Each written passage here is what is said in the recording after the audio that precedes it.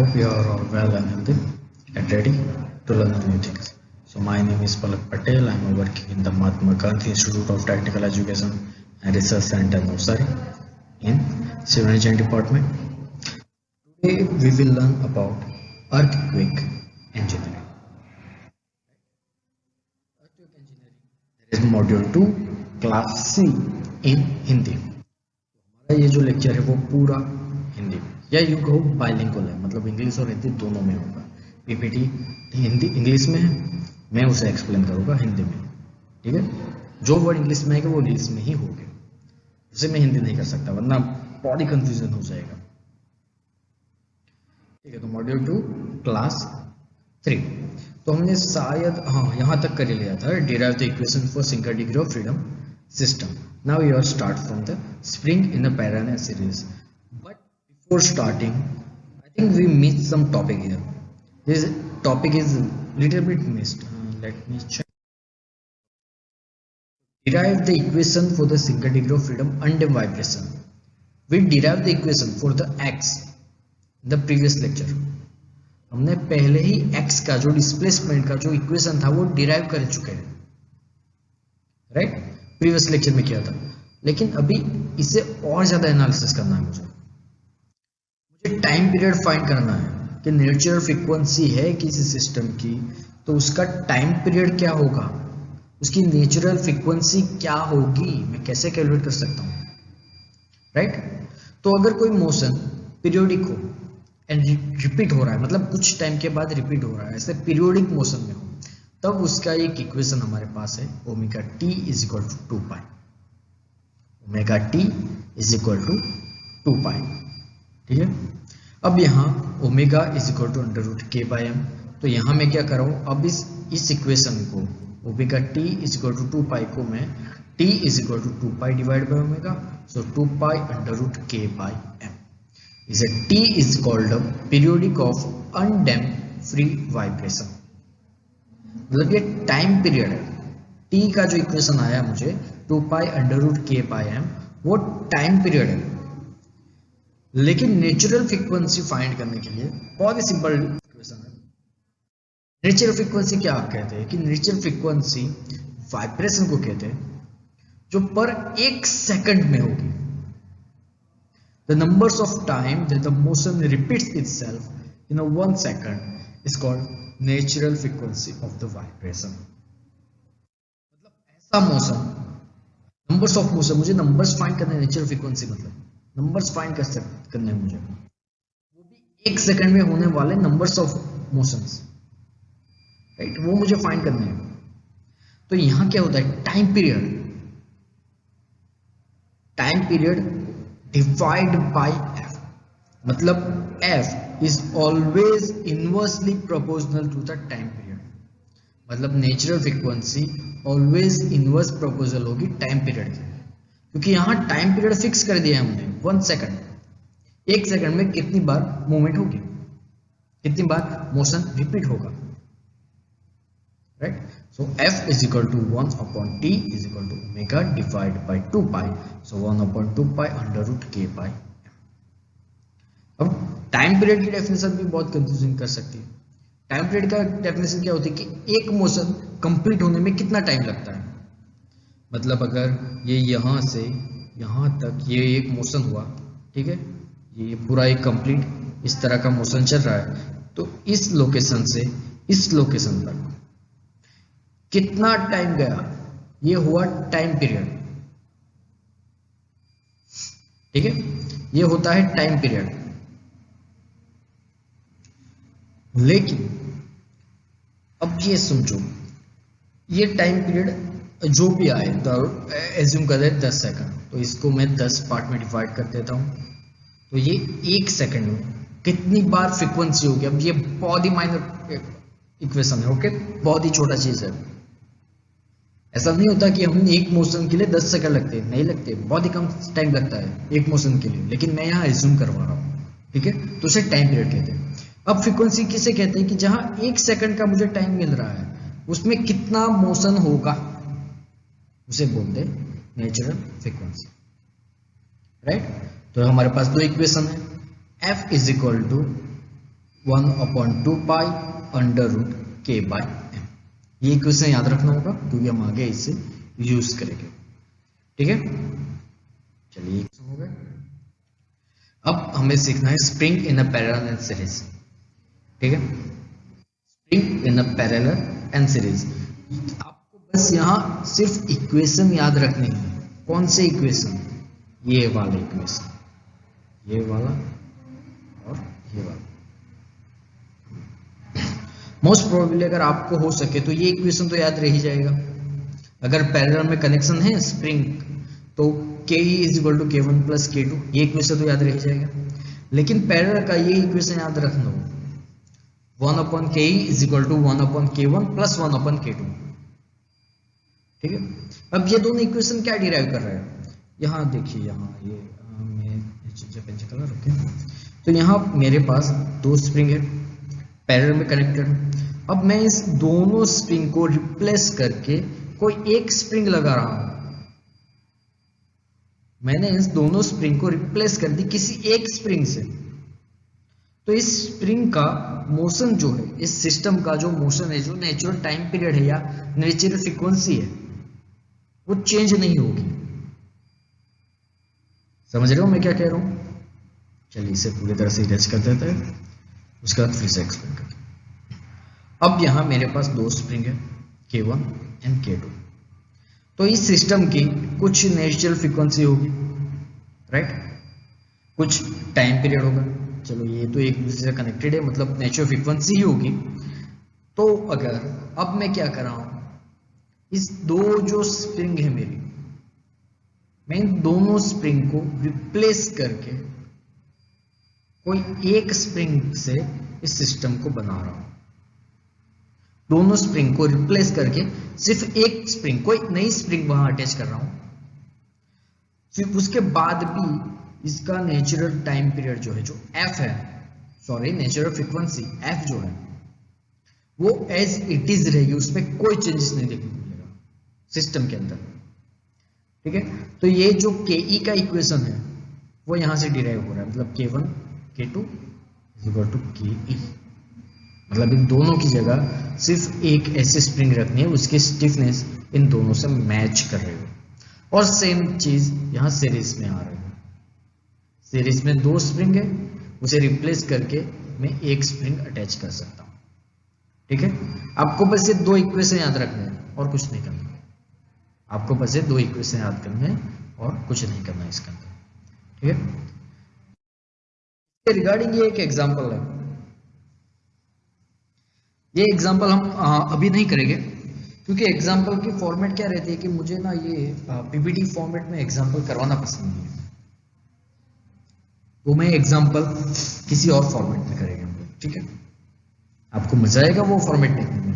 I think मेरे कुछ videos है यूट्यूब पे जिसमें मैंने स्ट्रक्चर डिजाइन की हुई है उस फॉर्मेट से, लाइट बोर्ड फॉर्मेट में। तो ये एग्जांपल उसी फॉर्मेट में है। थियरी में यहाँ करवा लेता हूँ पीपीटी में, एग्जांपल लाइट बोर्ड फॉर्मेट में ही होगा। ठीक है, तो इस एग्जांपल की अलग से वीडियो आ जाएगी। ठीक है, अब next topic, free damp vibration of single degree of freedom system. अभी जो हमने सीखा, यहाँ एसडीएफ लिखा हुआ है, एसडीएफ का मतलब होता है सिंगल डिग्री ऑफ फ्रीडम। ठीक है, हमने जो प्रीवियस लेक्चर में सीखा वो था फ्री अनडैम्प। ये डैम्पिंग है, मतलब यहां मुझे डैम्पिंग प्रोवाइड की गई हुई है, कुछ पोर्शन डैम्पिंग का प्रोवाइड किया गया हुआ है यहाँ पे। अब ऐसे सिस्टम के मुझे एक्स फाइंड करना है। ठीक है, डिस्प्लेसमेंट फाइंड करना। तो पहले इस बॉडी का ये जो सिस्टम है उसका फ्री बॉडी डायग्राम ड्रॉ करते हैं। ठीक है, तो ये एक बॉडी है, उसके ऊपर पहला रेस्टोरिंग फोर्स लग रहा है, रेस्टोरिंग फोर्स, ये स्प्रिंग का फोर्स। ठीक है, सेकंड इनर्शिया फोर्स, मास की वजह से, मास की वजह से सेम फोर्स सेम हो गया, लेकिन यहाँ एक और फोर्स ऐड हो रहा है, डैम्पिंग फोर्स वहां यहाँ ऐड हो रहा है। उस जगह damping force Gx is equal to 0 ले लिया था, लेकिन यहाँ 0 नहीं होगा क्योंकि यहाँ हमने डैम्पिंग प्रोवाइड की हुई है, ये देखिए, है ना, क्योंकि ये डैम्प वाइब्रेशन है। और एक Ft एक्सटर्नल फोर्स, लेकिन यहाँ फ्री डैम्प है, मतलब F T is equal to 0। ठीक है, बस मेरे पास ये 3 फोर्स आएगा और एफ टी 0 हो जाएगा। ये थे हमारे फ्री बॉडी डायग्राम। अब सेम सिस्टम स्टार्ट करते हैं। पहला इक्वेशन यही रहेगा, m x double dot plus c x plus k x is equal to f t. अब यहाँ फ्री वाइब्रेशन हो रहा है तो f T is equal to 0, so m x double dot C x dot k x is equal to 0। ये मेरा हो गया पहला इक्वेशन, ये मेरा पहला इक्वेशन हो गया, राइट। अब इस इक्वेशन को मैं लीनियर डिफरेंशियल इक्वेशन की तरह मैं इसे सॉल्व कर रहा हूं। उसमें हमने डायरेक्ट सॉल्व किया था। अगर आपको इसे सॉल्व करना है डिटेल में तो आप मेरे हिसाब से सिस्मोलॉजी पकड़ लो। यहां तो हम सिर्फ बेसिक करेंगे, ठीक है, अर्थक्वेक की बेसिक करेंगे। तो अब यहां क्या हो रहा है, एम एक्स सी एक्स के एक्स आ गया, तो मैंने यहाँ एक्स की वैल्यू क्या आई, ए ई रेज टू लैम्बडा टी। ये डिस्प्लेसमेंट इक्वेशन आ गया, ए ई रेज टू लैम्बडा टी। अब इसे डिफरेंशिएट कर रहा हूं, मगर मतलब क्या बोल रहा हूं, यहाँ एक्स डॉट आएगा, X is equal to A lambda E raise to lambda T, और उसे सेकंड टाइम डिफरेंशिएट कर रहा हूं, मतलब X double dot A lambda square into E lambda T. मेरे पास यहाँ पे 3 इक्वेशन हो गए। चलो तीनों को हाईलाइट कर देते हैं।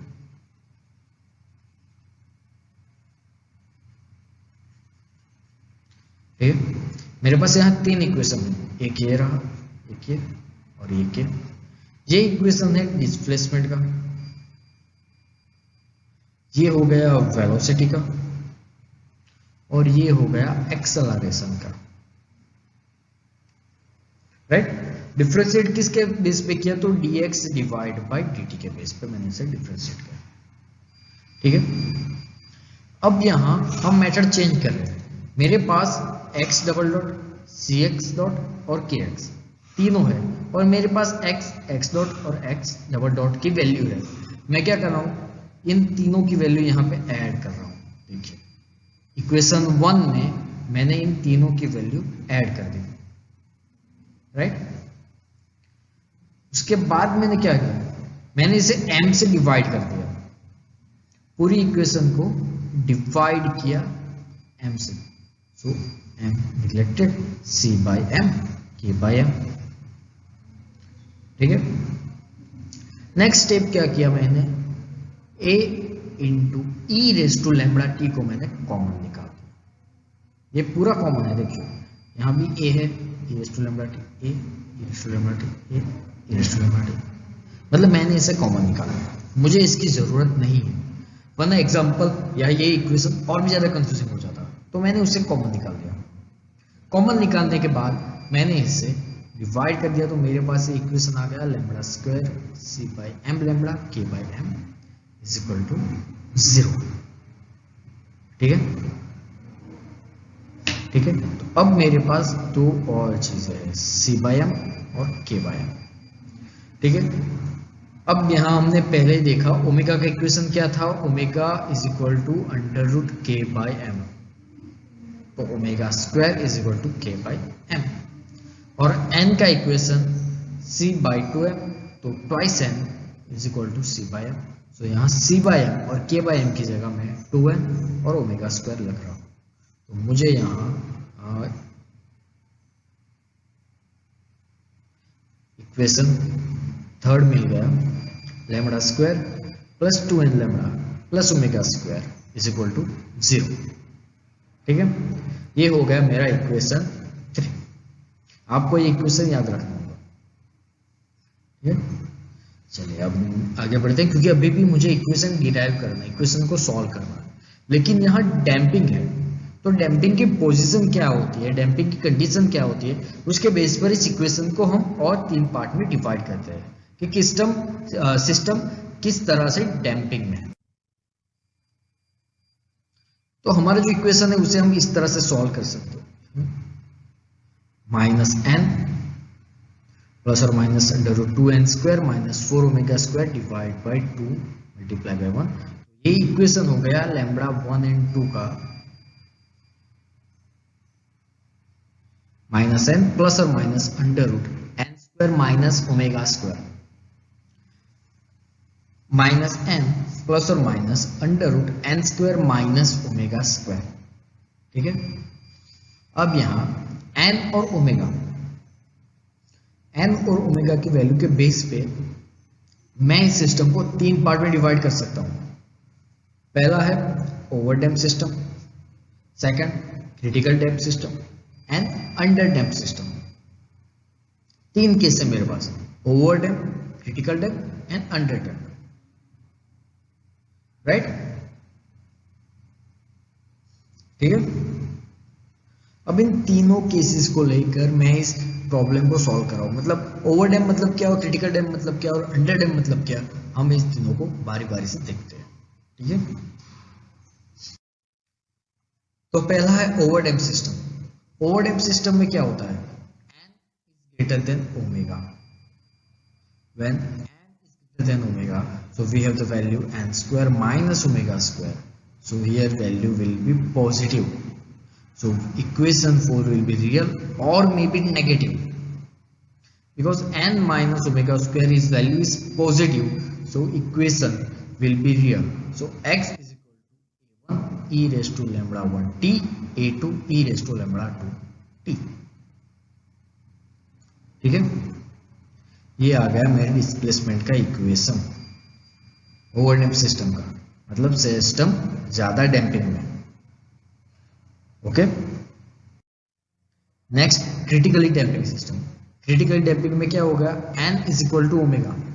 सो when n is equal to omega, so n lambda 1 and lambda 2 equation r is real because n square minus omega square is equal to 0. So only n value will be there for the lambda 1 and lambda 2.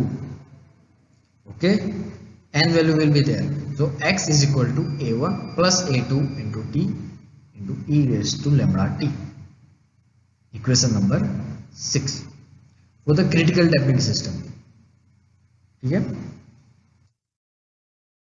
next underdamped system. So underdamped system n less than omega, so n square minus omega square, this value will be minus, this value will be minus, so that's why this n plus or minus I under root omega square minus n square.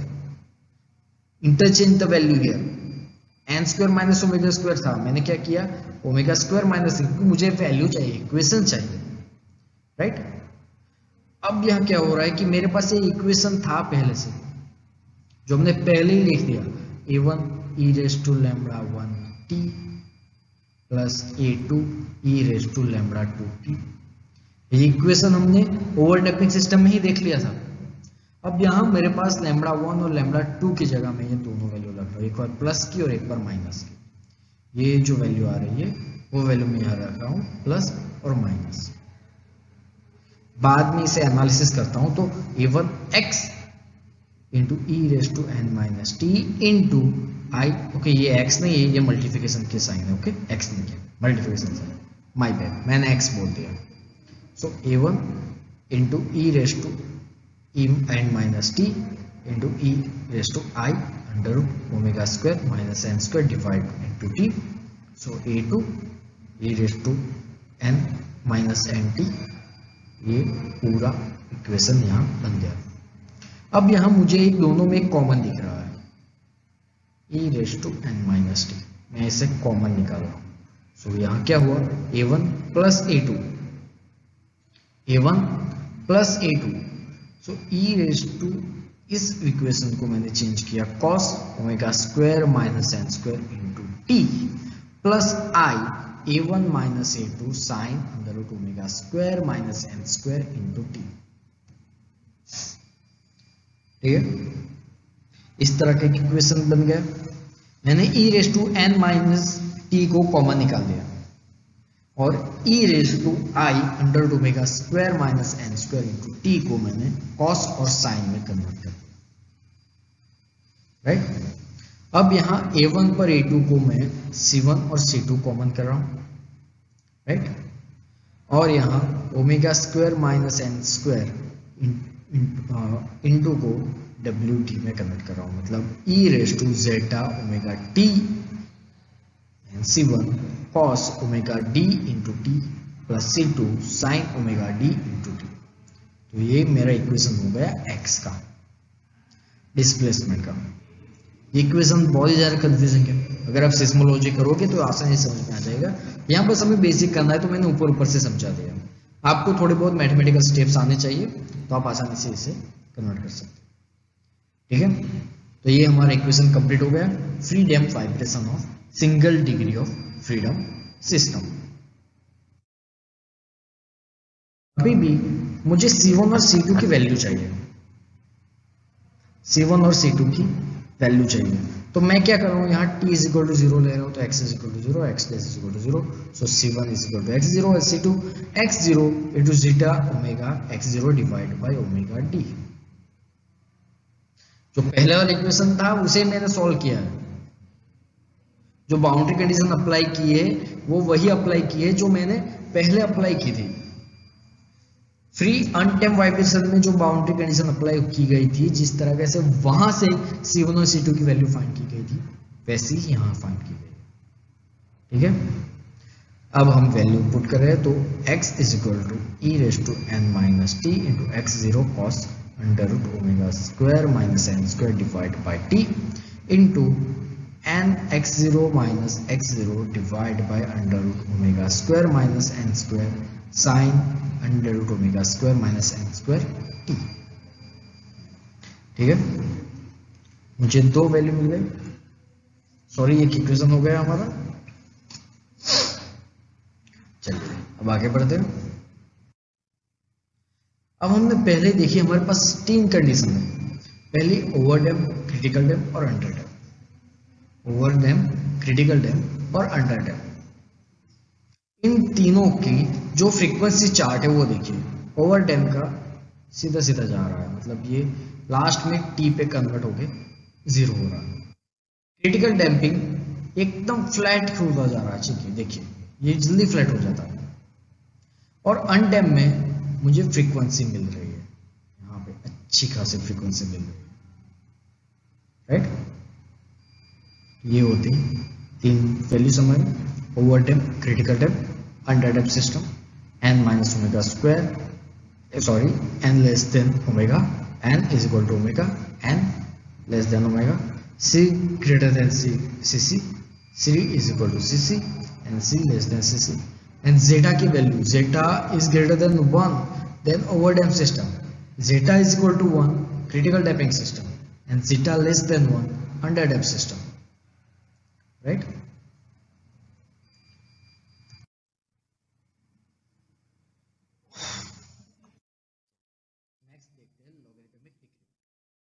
ये बहुत ज्यादा important है क्योंकि ये हमें समझने में time लगेगा। यहाँ डैम्पिंग का इफेक्ट बहुत ज्यादा बढ़ जाता है। लॉगरिथम डिक्रीमेंट का कॉन्सेप्ट क्या आता है कि जो हमारा वाइब्रेशन हो रहा है, जो नेचुरल फ्रीक्वेंसी पे वाइब्रेट कर रहा है, वो सिस्टम धीरे धीरे एम्पलीट्यूड कम होता जाता है उसका। मतलब कोई सिस्टम यहाँ तक वाइब्रेट हो रहा हो, यहाँ तक, और वापस दूसरी तरफ भी वहां तक जा रहा हो, तो जब वो वापस आता है तो उसका मैग्नीट्यूड कम, एम्पलीट्यूड कम होता जाता है, वो फाइनली जीरो हो जाता है। एम्पलीट्यूड कम करते करते उसका एम्पलीट्यूड फाइनली जीरो होता जाता है, तो उसे लॉगरिथमिक डिक्रीमेंट कहते हैं। अब ये कैसे होता है, तो वो डैम्पिंग जो उसे प्रोवाइड किया जाता है, जो डैम्पिंग इफेक्ट होती है, उसकी वजह से लॉगरिथमिक डिक्रीमेंट हमें देखने को मिलता है। ठीक है, लॉगरिथमिक डिक्रीमेंट का सिर्फ इक्वेशन याद रखिए, डेटा is equal to ln x1 by x2 is equal to 2 phi zeta under root 1 minus zeta square। ठीक है, हमें बस ये इक्वेशन याद रखना है, ln x1 by x2। ठीक है, देखिए यहाँ एक ग्राफ है, ग्राफ पे आप इजीली समझ सकते हो इस तरह का लॉगरिथम में डिक्रीमेंट होता है। यहाँ एम्पलीट्यूड कितना ज्यादा है, यहाँ आके कम हो गया, उसके बाद दूसरे में भी उतना ही कम होता जाता है। हर बार जब भी ये इस पोजीशन पे आता है उसकी हाइट कम होती जाती है, और ये लॉग के तय लॉग में होता है। ठीक है, हम इसे और डिटेल में समझाता हूँ, एक वीडियो है उसे देख के हम इसे आसानी से समझ लेंगे। ठीक है,